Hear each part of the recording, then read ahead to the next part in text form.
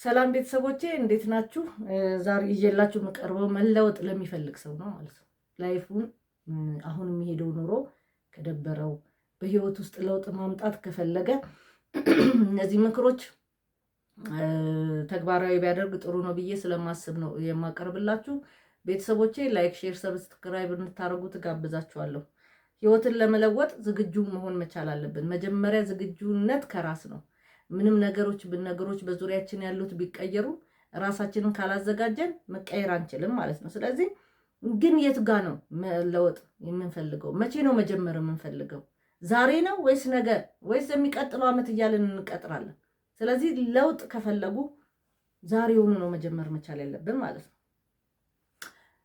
አንዱ ለምሳሌ አርፍደን የምንነሳ ከሆነ ጠዋት መነሳት የማንችል ከሆነ ቤተሰቦቼ በጠዋት መንቃት መቻል አለብን። በጠዋት ነቅተን ስራችንን መስራት መቻል አለብን ማለት ነው። ከመተኛታችን በፊትም ደግሞ ማንበብ ያለብንን እውቀት ሊሰጠን የሚችል እኛን ሊያስተካክል የሚችለን መንፈሳዊም ወይም ዓለማዊ መጽሐፎች ማንበብ መቻል አለብን ማለት ነው። በቀን ለ1 ሰዓት ያህል ችሎታችንን ሊያዳብር የሚችል ትምህርቶችን መማር መቻል አለብን። ዛሬ ትምህርት ከፈለግን በፈለግነው መንገድ ልናገኝ እንችላለን። ከፈለግን ዩቲዩብ ላይ ገብተን የምንፈልገውን ችሎታችንን እንዲያሳድገን የሚችል ነገር ካለ ልንማረው ይገባል ማለት ነው። በየቀኑ ደግሞ ለ1 ሰዓት የአካል ብቃት እንቅስቃሴ ማድረግ እንደዚሁ ያስፈልጋል። እንግዲህ የአካል ብቃት እንቅስቃሴ ለተለያየ ለጤንነት ራሱ ይጠቅማል። ራስን ብሩህ ለማድረግ ይጠቅማል። አካል እንቅስቃሴ እንኳን ማድረግ ባንችል ወክ ማድረግ መቻል አለብን ማለት ነው። ሌላው ዝም ማለት በጣም አሁን ኢትዮጵያ ውስጥ ያስቸገረ ነገር ዝም ማለት አንችልም። ዝም ማለት ግን ዝም ማለት አይደለም።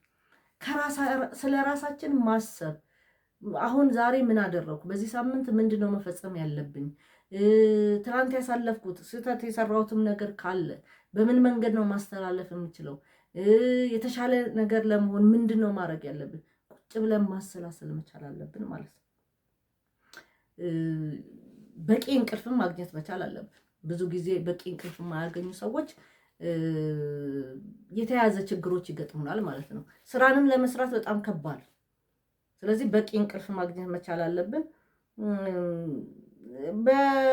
እንግዲህ አሁን በጣም ጥሩ ነው። ለምሳሌ አዲስ አበባ ውስጥ ያለ ሰው ወክ ማድረግ ይችላል።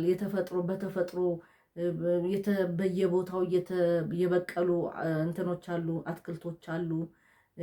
ግቢያችን ውስጥም ካለ ከተፈጥሮ ጋር ተፈጥሮን ስናይ ውስጣችን ዲፕሪሼት ያደረገ ወይም የጨለመ ነገር ካለ ራሱ ብሩህ ነገር ያደርግልናል ማለት ነው። ስለዚህ በተፈጥሮ ውስጥ ለ30 ደቂቃ ውስጥ መራመድ፣ ይሄ የተፈጥሮ ሰው ሰራሽ ሳይሆን በተፈጥሮ የበቀሉ ዛፎች ካሉ አበባ ካሉ አጠገባችን፣ እንዳልኳቸው አሁን አዲስ አበባ ምቹ ነው።